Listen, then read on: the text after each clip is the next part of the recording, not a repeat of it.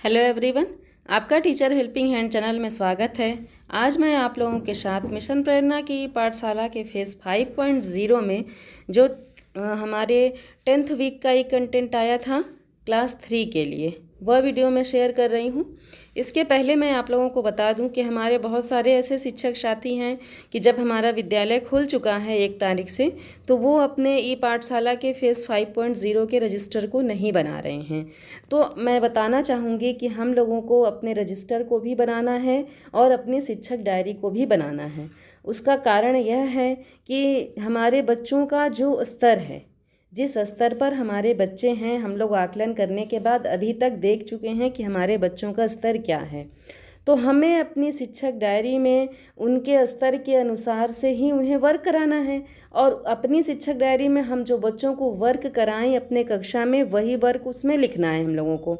और अभी हम लोग के बच्चों का स्तर जो है, अभी काफ़ी उन लोगों पर मेहनत करने की आवश्यकता है। अभी हमारे बच्चे स्तर 1 पर हैं, तो इसलिए हम लोगों को क्या करना है कि बच्चों को उपचारात्मक शिक्षण देने की आवश्यकता है। तो इसलिए हम लोग अपनी शिक्षक डायरी में उपचारात्मक शिक्षण के अनुसार से समृद्ध मॉड्यूल, आधारशिला, संदर्शिका, जो क्रियान्वयन संदर्शिका है, उसके आधार पर अपने बच्चों को पढ़ाएंगे और वही अपनी शिक्षक डायरी में लिखेंगे। और अपने रजिस्टर में जो हमारा ये 5.0 का रजिस्टर है, जो सप्ताह भर की सामग्री विभाग के द्वारा प्रेषित की जाएगी, उसका भी रिकॉर्ड हमें रखना है।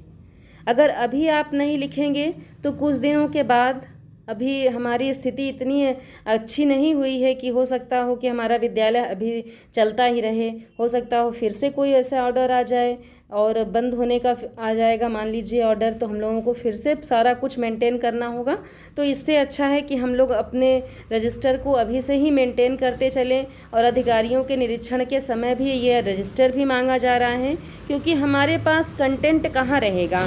जो विभाग के द्वारा कंटेंट आ रहा है वो सब हम लोगों के पास एक जगह मेंशन होना चाहिए कि विभाग के द्वारा कौन कौन से कंटेंट आए थे। उसके अनुसार से जब हमारे बच्चों का स्तर सही हो जाएगा तो हम लोग उसके अनुसार से अपने बच्चों को पढ़ा सकें। तो इसलिए सभी शिक्षक साथी जो कक्षा 3 में हैं वो अपने रजिस्टर को भी मेंटेन कर लें। कोई बहुत दिक्कत नहीं है, आसान से मैंने 4 से 5 कॉलम बनाए हैं। 5 कॉलम्स में आपका सारा कंटेंट आ जाएगा, और जिस तरह से शिक्षक डायरी बनाते हैं आप लोग, वैसे ही अपने रजिस्टर को भी बना लीजिए। तो आइए अब ज़्यादा देर नहीं करते हैं। देखिए फेज़ 5.0 मैंने लिख दिया है, 10th वीक है ये हमारा। तो हमें बस देखिए 5 कॉलम बनाने हैं, दिनांक और दिन का, विषय का, DDUP के कार्यक्रम का और गतिविधि आधारित कार्यक्रम का। नेक्स्ट है वर्कशीट का।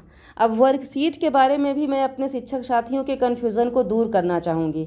हम लोग मोहल्ला कक्षा में अपने बच्चों को वर्कशीट बना करके स्वयं से देते थे, या विभाग के द्वारा किसी किसी ज़िले में, ब्लॉक में विभाग के द्वारा भी वर्कशीट प्रोवाइड कराई गई है। तो वो लोग तो अपने बच्चों को ऐसे वर्कशीट दे रहे हैं, लेकिन अभी हमारे जनपद में भी विभाग के द्वारा प्रोवाइड नहीं कराया गया है। और बहुत सारे ऐसे जनपद हैं जहां पर नहीं प्रोवाइड किया गया है वर्कशीट। तो वो लोग क्या करें, देखिए मैं आप लोगों के साथ वीडियो भी शेयर कर दूंगी, लेकिन यहाँ पर मैं संक्षिप्त विवरण बताते चलूँ कि हम लोगों को प्रेरणा लक्ष्य ऐप डाउनलोड करना है। सभी के मोबाइल में होगा भी मेरे ख्याल से, सभी शिक्षक साथियों के मोबाइल में। तो प्रेरणा लक्ष्य ऐप पर आप देखिएगा तो वहाँ आपको वर्कशीट सभी क्लासेस की अवेलेबल मिल जाएगी।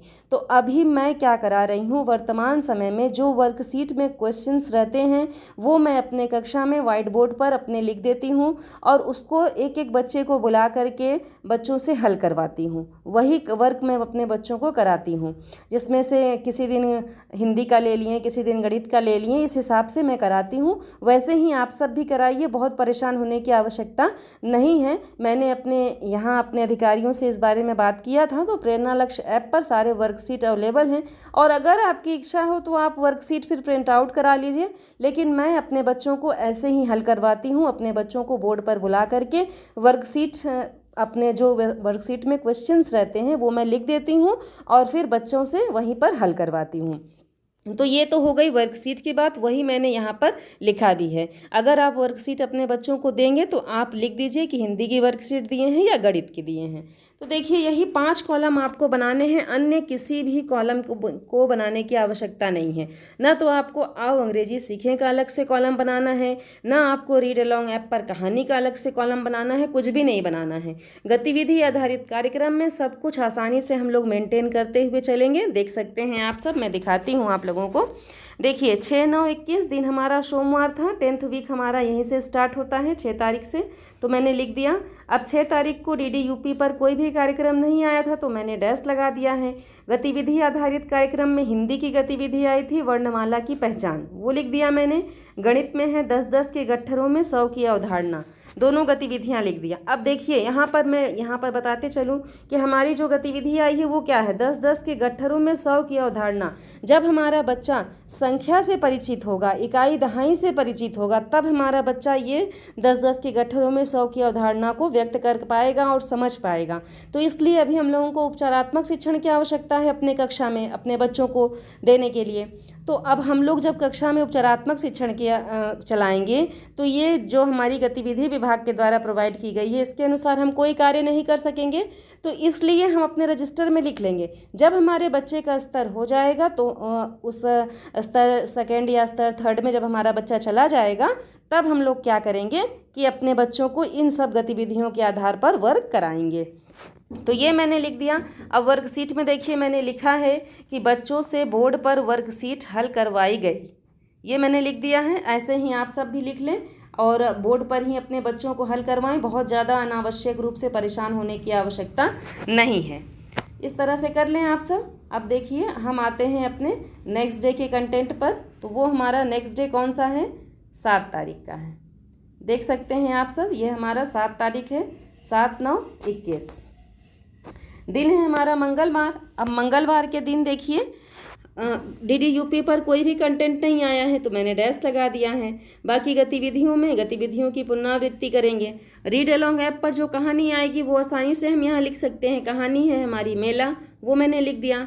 आओ अंग्रेजी सीखे में एपिसोड हमारा 77 है तो वह भी मैंने लिख दिया। अब देखिए वर्कशीट में मैंने यहाँ पर बस लगा दिया है कि यही हमारे सेम वर्कशीट जो है हमारा वही मैं यहाँ भी करवाई हूँ।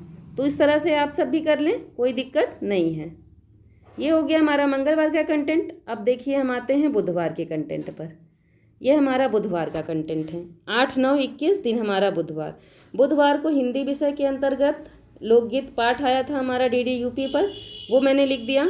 अब हिंदी में देखिए गतिविधि आधारित कार्यक्रम में परिचित शब्दों की पहचान, गणित में है 3 अंकों वाली संख्याओं को जोड़ना, और आओ अंग्रेजी सीखे में एपिसोड है हमारा 78। तो इस तरह से लिख दें आप सब। वर्कशीट में सेम वैसे मैंने कर दिया है और इस तरह से आप सब भी कर लें। अगर आप वर्कशीट दे रहे हैं तो आप यहाँ पर लिख दें कि हिंदी की वर्कशीट दिए हैं या गणित की दिए हैं। लेकिन मैं अपने बच्चों को प्रतिदिन ब्लैक बोर्ड पर स्वयं से हल करवाती हूँ और कुछ बच्चों को आज हल करवाई हूँ, कुछ बच्चों को अगले दिन हल करवाऊँगी। इस तरह से मैं अपने बच्चों को करती हूँ। हिंदी की वर्कशीट जो है उसे 3 दिन, गणित की वर्कशीट 3 दिन। तो इस तरह से मैं अपने बच्चों के लिए वर्कशीट्स अपने बोर्ड पर ही हल करवाती हूँ। तो वही मैंने यहाँ पर विवरण लिखा है। अब देखिए दिन आते हैं अपने बृहस्पतिवार पे। सेम वही आपको सिर्फ देखिए आपको 5 कॉलम्स बनाने हैं, अन्य कोई भी कॉलम बनाने की आवश्यकता नहीं है। बिल्कुल भी परेशान होने की कोई भी आवश्यकता नहीं है। अब यहाँ 9/9/21 दिन हमारा बृहस्पतिवार के दिन विषय है हमारा इंग्लिश में DDUP का कार्यक्रम आया है लेट्स डू सम एक्शन, वो मैंने यहाँ लिख दिया। गतिविधि आधारित कार्यक्रम में गतिविधियों की पुनरावृत्ति है। बाकी कहानी है हमारी रीड अलोंग ऐप पर छुक छुक छक। आओ अंग्रेजी सीखे में एपिसोड है हमारा 79 और फिर से वही वर्कशीट पे बोर्ड पर वर्कशीट हल करवाया गया, ये मैंने यहाँ पर लिख दिया है। अब देखिए ये हमारा बृहस्पतिवार का कंटेंट हो गया। अब शुक्रवार पर आते हैं। 10/9/21 दिन शुक्रवार है। शुक्रवार को भी हिंदी में लोकगीत ही हमारा चैप्टर आया है तो वो मैंने यहाँ लिख दिया। गतिविधियाँ हैं, शुक्रवार का दिन है तो नन्हे कृष्ण माखन चोर हिंदी की गतिविधि। गणित में है 2 अंकों की संख्याओं का स्थानीय मान। अब यहाँ देखिए 2 अंकों की संख्याओं का स्थानीय मान विभाग के द्वारा प्रेषित किया गया है, लेकिन हमारे बच्चे क्या स्थानीय मान अभी समझ सकते हैं या समझ भी सकते हैं तो कक्षा के 1 या 2 बच्चे, 3 बच्चे, इससे ज़्यादा बच्चे नहीं समझ सकेंगे। तो अभी हम लोगों को अपने बच्चों को संख्या की पहचान करानी है, इकाई दहाई का ज्ञान कराना है। उसके बाद जब हमारे बच्चे जो हमारे स्तर 1 में बच्चे हैं वो वो भी स्तर 2 में जब आ जाएं तब हम इन सारे सबको लेते हुए समाहित करते हुए चलें तो ज़्यादा अच्छा है।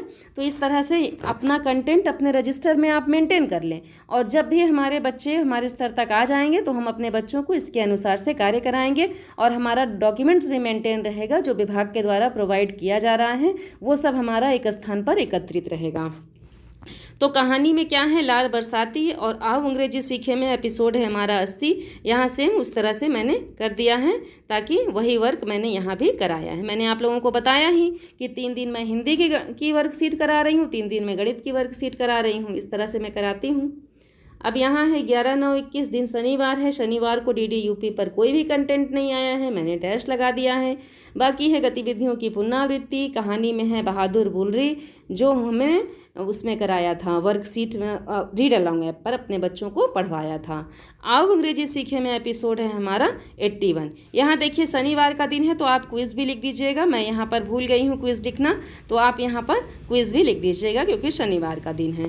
तो इस तरह से ये हमारा जो 10th वीक का ही कंटेंट था वो वीडियो मैंने आप लोगों के साथ शेयर किया।